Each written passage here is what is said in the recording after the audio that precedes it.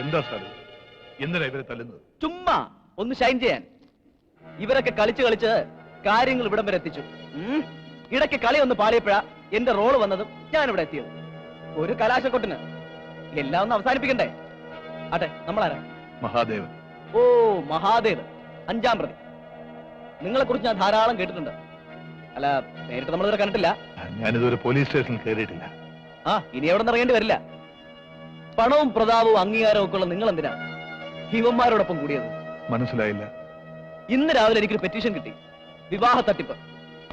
അതിന് കൂട്ടുനിന്ന 5 പ്രതികളെ തേടിയാണ് ഞാനിവിടെ വന്നത്. പോലീസിന്റെ പണി ഉറക്കാൻ ഭാഗ്യത്തിന് എല്ലാവരും ഇവിടെ തന്നെ ഉണ്ടായിരുന്നു.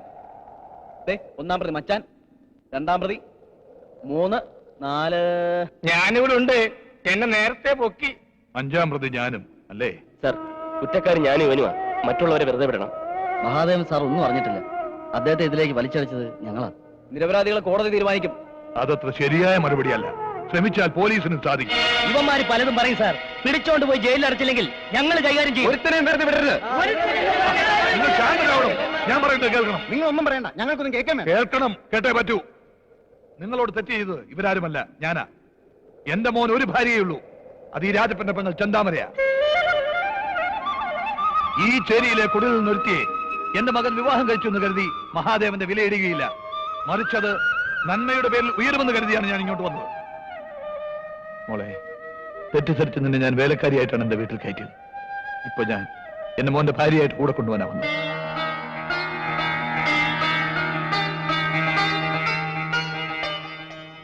കൊള്ളാം. നിരപരാധിത്വം തെളിയിച്ച് ഇവരുടെ പ്രശ്നം സോൾവ് ചെയ്തു അല്ലേ? ന്യായമല്ലാത്ത ഒരു കാര്യത്തിൽ ഞാൻ ഇടപെടാറില്ല. ഒരു കാര്യം മനസ്സിലാക്കണം.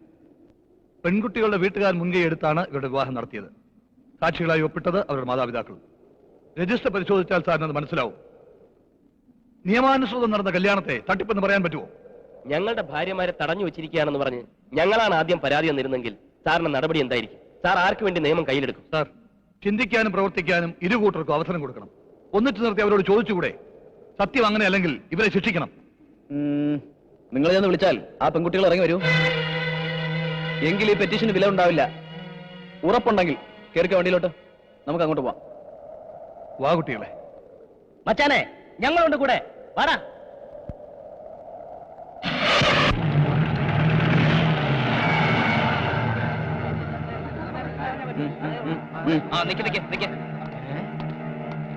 എന്ത് ചുമട്ട് തൊഴിലാളികളൊക്കെ ഇങ്ങോട്ട് വന്നത്? ഇന്ന് ഇവരുടെ മഹാസമ്മേളനം വല്ലതും ഉണ്ടോടെ? ചെല്. നിങ്ങൾക്ക് എന്താ സംസാരിക്കണമെന്ന് വെച്ചാ ചെന്ന് സംസാരിക്ക.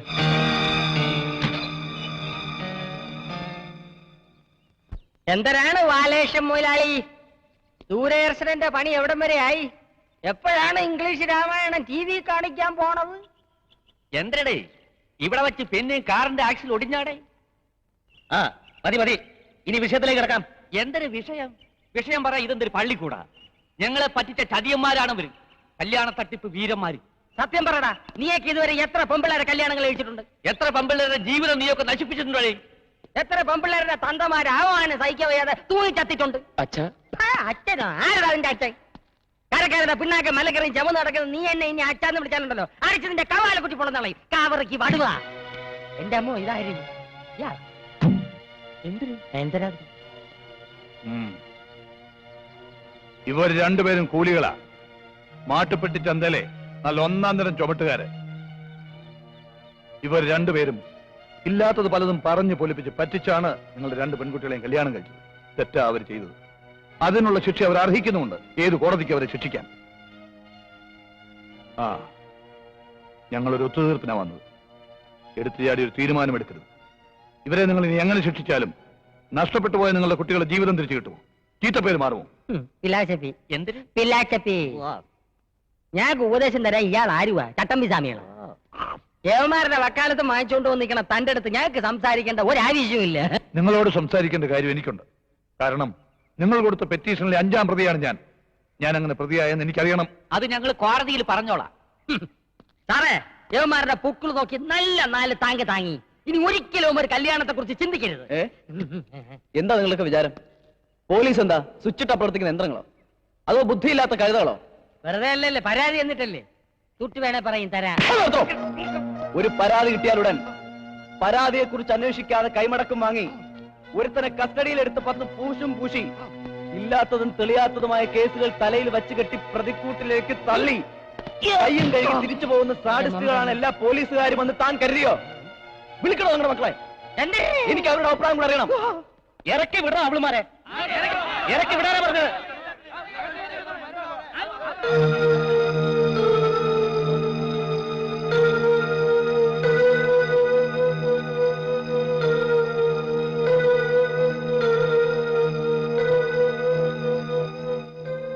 ലക്ഷ്മി, പേരെടുത്ത് വിളിക്കാൻ പോലും അർഹതയോ അധികാരമോ ഞങ്ങൾക്കില്ല. കേട്ടതും അറിഞ്ഞതും എല്ലാം സത്യമാണ്. ഞങ്ങൾ ചുമട്ടുകാരാ. നിങ്ങളുടെയൊക്കെ ഭാഷയിൽ പറഞ്ഞ വെറും കൂലികൾ. ചന്തയില് തമ്മിൽ തല്ലിയും പിണങ്ങിയും കഴിഞ്ഞപ്പോ ഞങ്ങൾ കുറെ രൂപ ഉണ്ടാക്കിയ കൊള്ളാൻ തോന്നി. അതും വാശിപ്പുറത്ത്. പിന്നെ മറ്റൊന്നും ചിന്തിച്ചില്ല.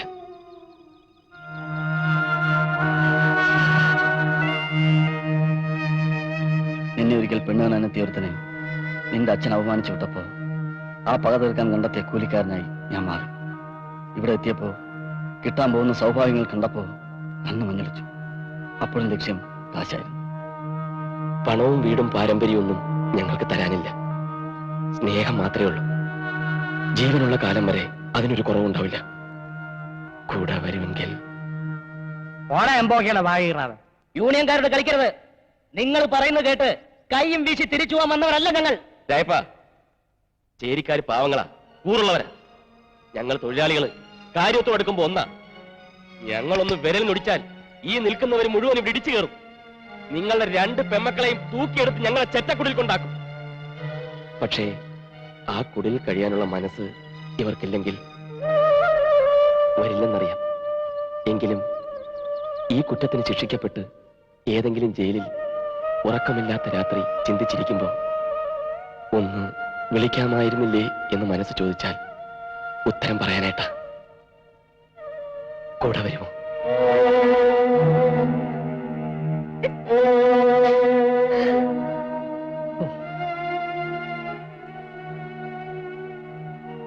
മറുപടി എന്തും പറഞ്ഞോളൂ, മടിക്കണ്ട.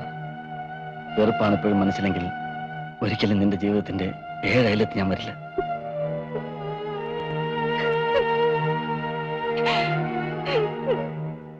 മച്ചാനെ, ഞങ്ങൾ ഇറക്കിക്കൊണ്ടുവരാം അവളുമാരെ.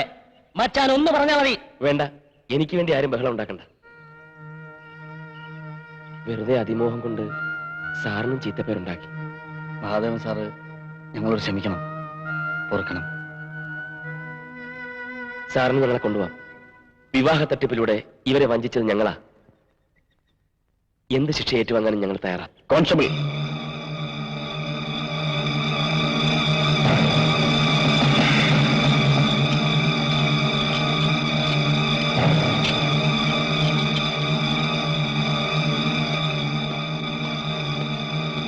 മച്ചാനെ, കണ്ണപ്പ, ദേ നോക്കടാ.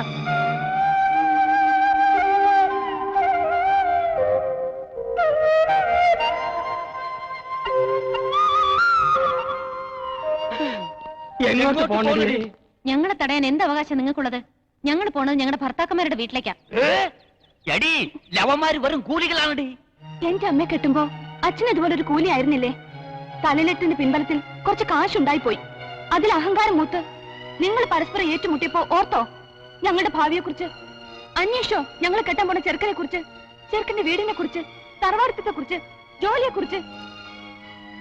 ഭാഗ്യത്തിന് ഞങ്ങൾക്ക് കിട്ടിയ ചതിയന്മാരെയല്ല, സ്നേഹമുള്ളവരെ, നല്ലവരെ. ഞങ്ങളെ പറ്റിച്ച് ഉള്ള പണ്ടവും പണവും അടിച്ചെടുത്ത് ഒക്കെ തിരുത്താൻ ഒരു കുട്ടിയും തന്നിട്ട് അവർക്ക് വേണമെങ്കിൽ മുങ്ങാമായിരുന്നു. ജീവിതകാലം മുഴുവൻ ഞങ്ങളോടൊപ്പം കഴിയാനായി കുറേയേറെ കള്ളങ്ങൾ പറഞ്ഞവർ പിടിച്ചു നിൽക്കാൻ നോക്കി. ആ തെറ്റൊക്കെ ഞങ്ങൾ ക്ഷമിച്ചു. ഇനി ആര് ചോദിച്ചാലും തന്റെ അടുത്തോടെ ഞാൻ പറയും, എന്റെ വയറ്റിൽ വളരുന്ന കുഞ്ഞിന്റെ അച്ഛൻ ആ നിൽക്കുന്ന കൂലിയാണെന്ന്. കേട്ടില്ല ഇവര് പറയുന്നത്? ഒരുപക്ഷേ 100 ജന്മം പുണ്യം ചെയ്ത തലമുറയിലെ പിന്തുടർച്ചക്കാരായിരിക്കും നിങ്ങൾ. അല്ലെങ്കിൽ ഇതുപോലുള്ള ഭാര്യമാരെ കിട്ടില്ലടാ. കോൺസ്റ്റബിൾ, ആ വിലം കഴിക്ക്.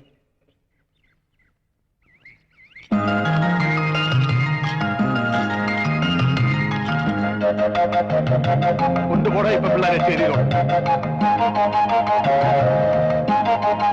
ഇനി ഇവരായി ഇവരുടെ പാടായി. മക്കളെ, കഴിഞ്ഞ് നിനക്ക് ചേരി പോയി താമസിക്കണോ? ഇവിടെ താമസിച്ചാ പോരെ? കല്യാണം കഴിഞ്ഞ ഭാര്യ താമസിക്കേണ്ടത് ഭർത്താവിന്റെ വീട്ടിലാ. അത് കറക്റ്റ് തന്നെ.